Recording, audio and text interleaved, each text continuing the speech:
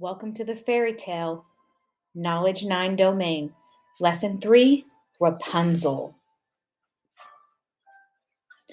As you listen to the story Rapunzel, think about how it's similar and different to Sleeping Beauty and Rumpelstiltskin that you've already listened to. Here's our fantasy versus reality chart. Our new picture, Rumpelstiltskin spinning straw into gold. Is that fantasy, something imagined, or real, a real event or situation?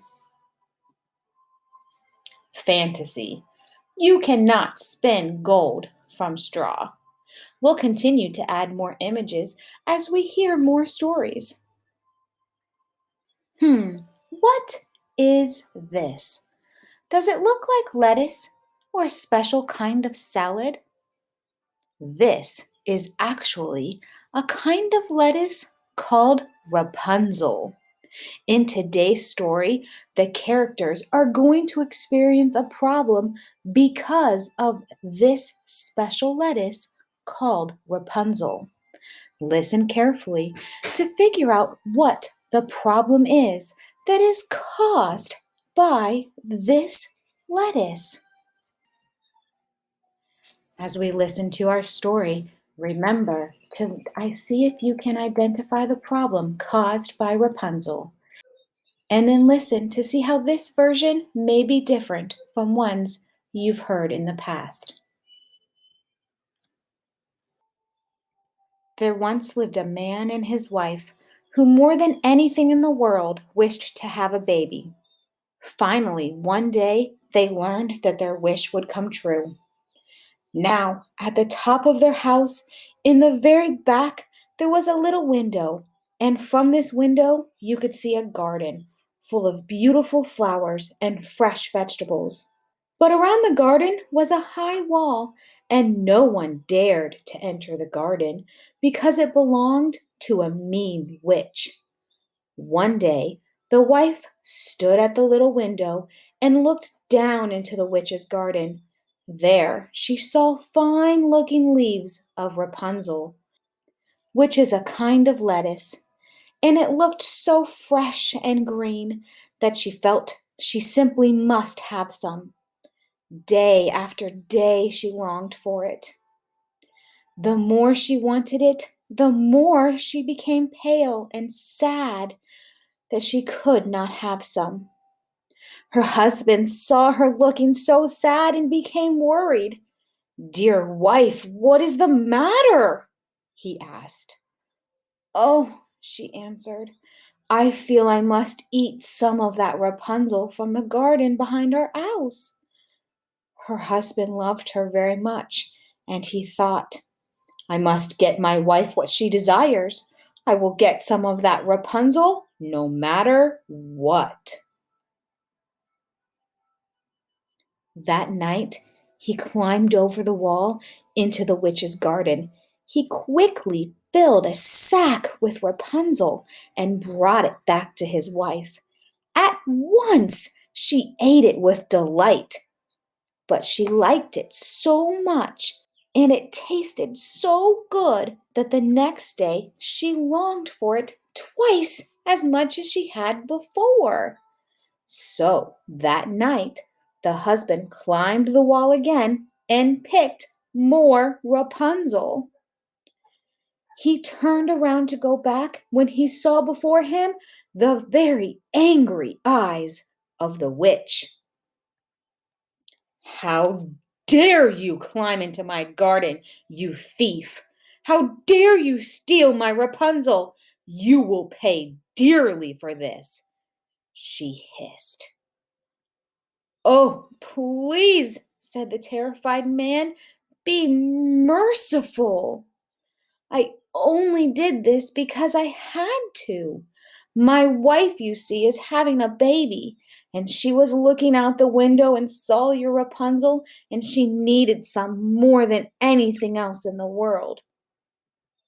"Well, then," the witch said, "you may have as much Rapunzel as you want, on one condition. When your wife has the child, you must give it to me." I will take care of the child like it's my very own." The man was so flustered that he said yes, and then tried not to think any more of it. But later, at the very moment when his wife gave birth to a lovely baby girl, the witch appeared and reminded him of his promise. She brought the child to live with her. The witch named the baby Rapunzel, and she grew up to be a beautiful girl. When Rapunzel was 12 years old, the witch took her deep into the forest. There she locked her in a tower with no steps and no door, only a small window near the top. Whenever the witch wanted to be let into the tower, she would cry from the ground below, "Rapunzel, Rapunzel, let down your hair." Rapunzel had beautiful long hair that shone like gold. When she heard the voice of the witch, she would open the window and let her hair fall down, down, down to the ground far below. The witch would hold on to the hair and climb up to the tower window. A few years passed like this when one day the king's son, a prince, was riding through the forest. He came upon the tower. As he came near, he heard a voice singing so sweetly that he stood still and listened. It was Rapunzel, in her loneliness, trying to pass away the time with sweet songs. The prince wanted to go inside to see her, so he looked for a door in the tower, but there was none.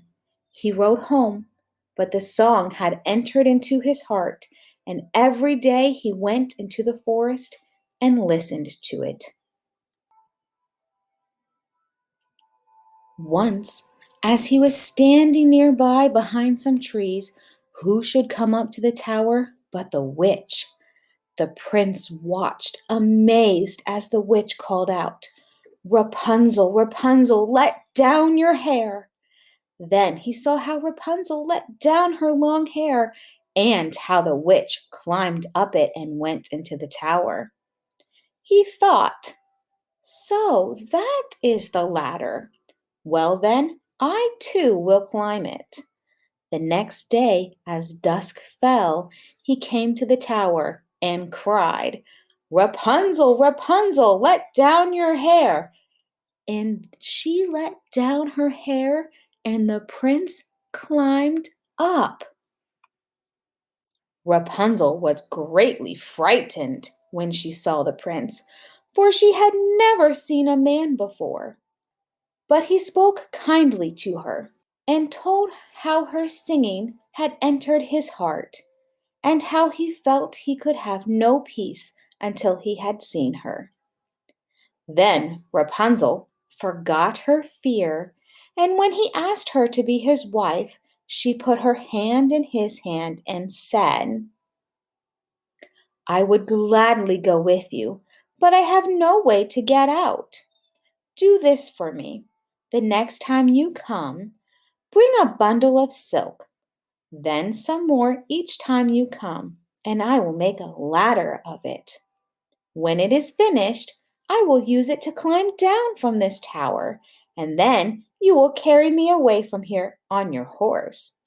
They agreed that he would come to her every evening, since the witch only came in the daytime. So things went on this way until one day Rapunzel, without thinking, said to the witch, "Why do you climb up so slowly, while it takes the king's son only a moment?" "Oh, you wicked child!" screamed the witch. "I thought I had you hidden here from all of the world, but you have betrayed me."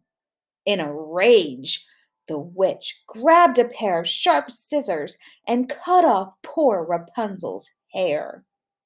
Then the witch took Rapunzel from the tower and brought her to live even deeper in the forest. Later that day, when evening fell, the prince came and called out, "Rapunzel, Rapunzel, let down your hair." The witch lowered the cut off hair, and the prince climbed up. But instead of seeing his dear Rapunzel at the top, he saw the gleaming eyes of the witch. "Aha!" she cried, and laughed at him. "You came for your darling, but the sweet bird is no longer in its nest and sings no more. You will see her no more." Filled with horror and sadness, the prince fell from the tower. The fall did not hurt him badly, but the thorns on which he fell cut his eyes and blinded him. So, blind and alone, he wandered in the forest for several years, eating only roots and berries and weeping over the loss of his dear Rapunzel.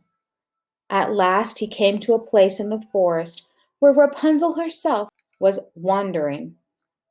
He heard a sweet voice that he thought he had heard somewhere before.